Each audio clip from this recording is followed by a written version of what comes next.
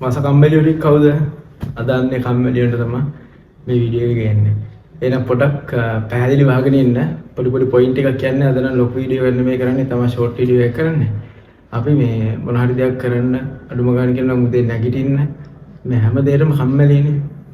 අපේ මොළේ වුණත් හැදිලා තියෙන්නේ මේ අපේ සිරුර ඊටම පරිස්සම් සහගතව පවත්වාගෙන යන්න තමයි හැදිලා තියෙන්නේ. හරිද? ඒ නිසානේ ඕනම ආරක්ෂිත වැඩපිළිවෙලකට අපි යොමු කරන්නටක් කරලා දැන් අන්න ඒ වගේ තමයි මෙන්න මේ කතාව. හරිද? එතකොට මේ කතාවේදී කියන්නේ අපිත් ඒ විදිහටම තමයි හැඩගැහෙන්නේ. මොළේ වගේම අපිත් කම්මැලි මොන හරි දෙයක යෙදෙන්න. මොකද අපිට අනුතරක් වෙයි පරිස්සම් සහගතව ඉන්න බැරි වෙයි කියන එකට අපි කම්මැලි. උදේ හැරෙන්න කම්මැලි, නැගිට්ටාම වැඩ කරන්න වෙන හින්දා. නැගිටලා ඉඳන් එක දේවල් කරන්න වෙන හින්දා. ඉතින් අපි මේ කම්මැලිකම නැති කරගන්නේ කොහොමද? මේකට පොඩි තියරි එකක් තියෙනවා 2 minutes තියරි එක. දැන් හිතන්නකෝ යාළුවා මේ චොක්ලට් බිස්කට් කන්න හරි ආසයි. මම මොකද කරන්නේ? චොක්ලට් බිස්කට් පැකට් එකක් අරගෙන කනවා. කවදාද ඒක බොන එක බිස්කට් එකක් කනවා. ඒක ખાલી වෙනවා තව බිස්කට් එකක් කන්නේ. එකක් කනවා. දෙවෙනි එක, තුන්වෙනි එක, 4 5 6 7 8 9 10ක් විතර කනවා. දන්නේ මොනවද? දෙයක බීලා ඉවරලා තව බිස්කට් එකක් කාලා බලන්න ඕනේ කියලා. දැන් මේක වට නැති කරගන්න ඕනේ. මෙන්න මේ පුරුද්ද නැති කරගන්න විනාඩි 2යි වාඩි යන්නේ. මොකද කරන්නේ? ඔයා දෙයක හදාරි වල්ලා දෙයක බොන්න නැති චොක්ලට් බිස්කට් පැකට් එකම ගන්න ඕනේ. ඊට පස්සේ එක බිස්කට් එකක් කාලා දෙයක බීලා ඉවර කරන්න ඕනේ.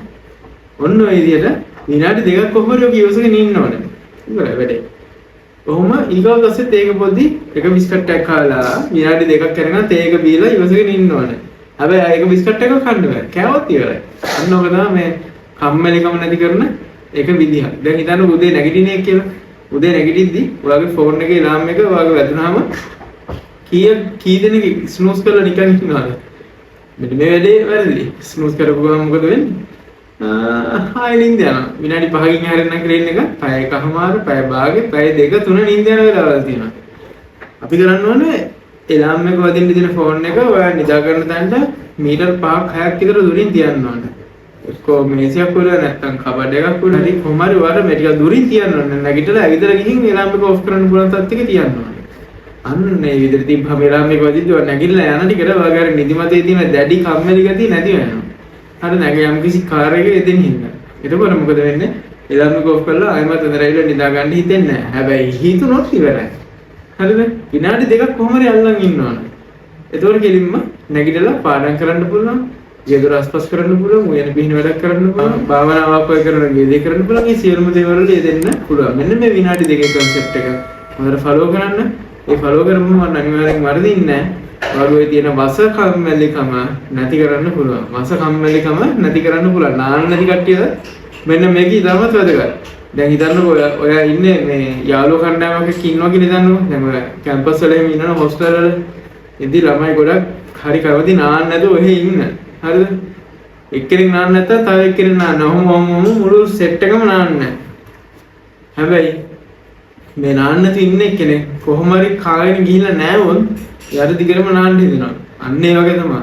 මේ විනාඩි 2ක් අල්ලන් ඉන්න මේ වස කම්මැලිකමෙන් මිදෙන්න පුළුවන්. එහෙනම් මේ වීඩියෝ එකේ මම හිතනවා ඔයාලට මොන හරි දෙයක් ගන්න ලැබෙන්නේද කියලා. එහෙම ලැබුණා නම් ඔයාලට සතුටු ඉදේ ඒ හින්දා ලයික් එකක් දාගෙන කමෙන්ට් එකක් කැමති නම් දාගෙන යන්න. හැබැයි වීඩියෝ එක නම් යාළුවෙක්ට අනිවාර්යෙන් ෂෙයා කරන්න. මේක ඔයා වගේම ඔයාලගේම මේ වගේ වස කම්මැලි යාළුවෙක්ට මේක ෂෙයා කරන්න.